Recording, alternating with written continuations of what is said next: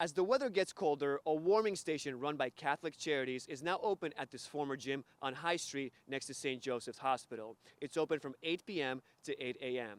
A dormitory-style shelter is also expected to open here soon. We're also learning how much money Chemung County is paying each month to house homeless individuals in local hotels and motels.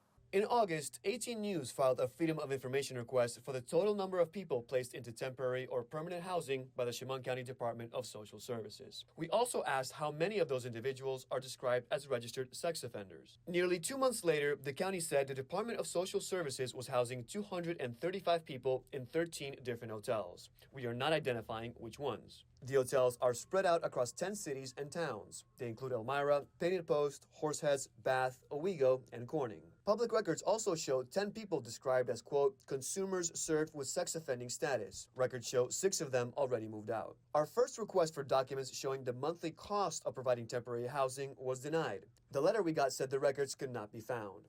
After filing an appeal, the records showed up. The county said it was spending an average of more than $482,000 a month to house 253 people, including families as of October 31st.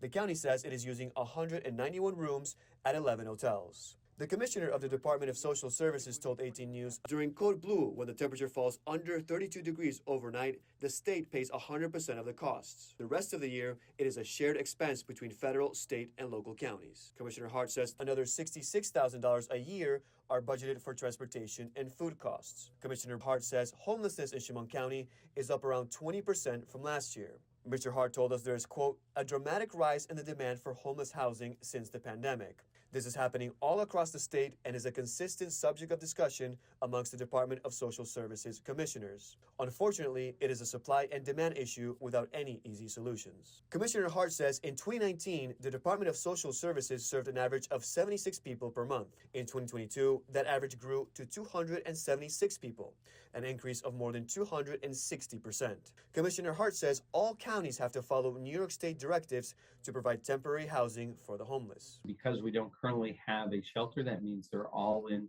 hotels, either in the community or in neighboring communities, based on what hotels are willing to work with us. Catholic Charities says crews are finishing up work here at the shelter, which will include access to new showers. Up to 48 individuals, not families, will be housed in cubicle-style living spaces instead of rooms. Commissioner Hart says when the shelter fully opens in January, it will be the first option to house individuals. People will be sent to hotels only if the shelter is full.